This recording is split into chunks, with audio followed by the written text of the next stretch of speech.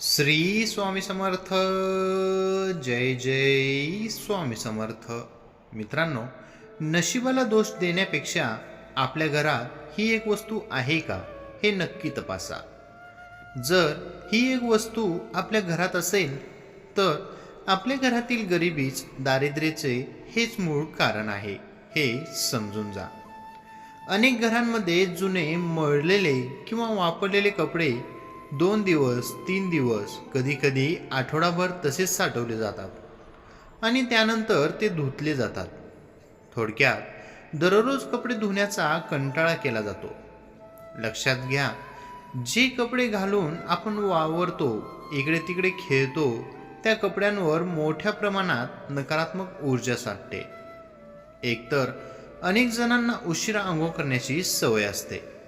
ज्या घरातील लोक सकाळी लवकर उठतात, सकाळी लवकर आंघोळ करून आपल्या घरातील थोरांचे आशीर्वाद घेतात, देवपूजा करतात, त्या घरात दारिद्र्यता कधीच नांदत नाही. त्या घरात लक्ष्मी सातत्याने वाढत राहते. लक्ष्मीचा अखंड स्थायी वास तेथे निर्माण होतो. मात्र अनेक लोक उशिरा आंघोळ करतात आणि आंघोळ केल्यानंतर कालचे परवाचे वापरलेले मळकट झालेले कपडे पुन्हा पुन्हा घालतात. थोडक्यात जी नकारात्मकता आहे ते पुन्हा एकदा स्वतःवर ओढवून घेतात. धर्मशास्त्राने दररोज आंघोळ करण्यास, स्नान करण्यास यासाठी सांगितलेलं आहे की जी काही नकारात्मक ऊर्जा आपल्या सोबत आलेली आहे ती नकारात्मक ऊर्जा दूर व्हावी. जी काही दरिद्रता आपल्या अंगाला चिकटलेली आहे ती निघून जावी. आंघोळ केल्यानंतर ही दरिद्रता तर निघून जाते. मात्र आपण आंघोळ करून कालचेच वापरलेले जुने कपडे प्रदान करतो तेव्हा आपण या दारिद्रता देवीस आमंत्रित करतो की ये आणि पुन्हा आमच्या नशिबावर स्वार हो. ही एक चूक अनेक घरांमध्ये दारिद्र्याचं, गरिबीचं कारण बनलेलं आहे.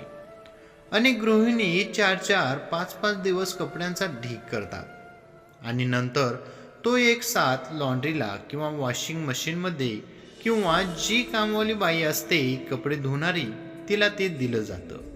ही सर्वात मोठी चूक आहे.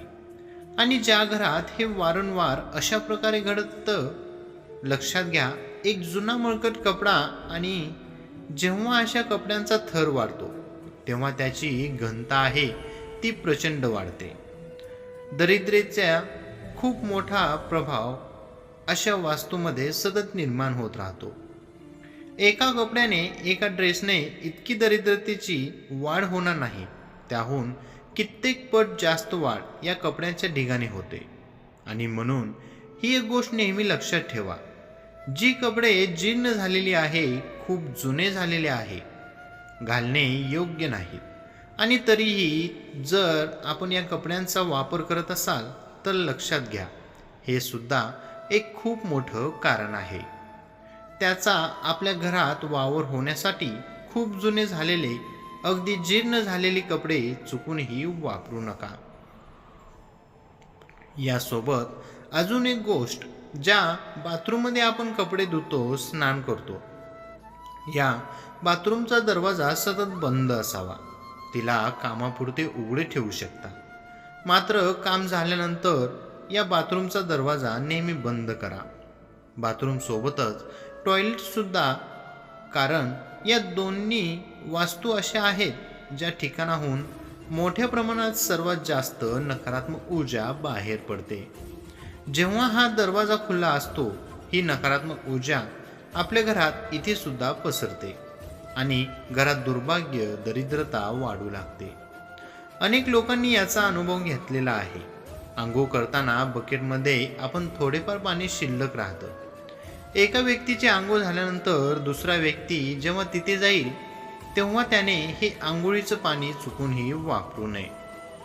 हे आंघोळीचं पाणी टाकून द्यावं आणि हे बकेट किंवा बादली, हे पात्रही थोडंसं विसळून, पाण्याने विसळून, त्यानंतर आपल्यासाठी स्वतःसाठी दुसरं पाणी आपण त्यामध्ये घ्यावं. जेव्हा आपण दुसऱ्याचं उरलेलं पाणी स्वतःच्या अंगावर घेतो तेव्हा लक्षात घ्या, आंघोळ करताना ते पाणी त्या व्यक्तीच्या नावे होत असतं. त्या व्यक्तीची दरिद्रता निघून जावी, सर्व निगेटिव्ह निघून जावी, सर्व नकारात्मकता निघून जावी, यासाठी ते पाणी असतं. आणि जे उरलेलं पाणी आहे त्या पाण्याचा वापर अनेक प्रकारच्या तंत्रमंत्रामध्ये केला जातो. त्या उरलेल्या पाण्यामध्ये अनेक प्रकारचे नकारात्मकता असते आणि म्हणून हे पाणी आपण वापरू नका, ते टाकून द्या. बादली, बकेट थोडीशी विसळून घ्या आणि आपल्यासाठी जे पाणी टाकून त्या पाण्याने आपण स्नान करा. या छोट्या छोट्या गोष्टी कदाचित अनेक जणांना यावर विश्वास बसत नाही, मात्र आपण या गोष्टी करून पहा, तुम्हाला फरक पडलेला नक्कीच दिसून येईल. यासारख्या अनेक गोष्टी आम्ही सांगत असतो, जेणेकरून आपलं जीवन हे सुखी बनावं, समृद्ध बनावं. श्री स्वामी समर्थ. जय जय स्वामी समर्थ. मित्रांनो, ही छोटीशी माहिती आवडली असेल तर आपल्या व्हिडिओला लाईक, कमेंट आणि आपल्या चॅनलला सबस्क्राईब करायला विसरू नका. श्री स्वामी समर्थ. धन्यवाद.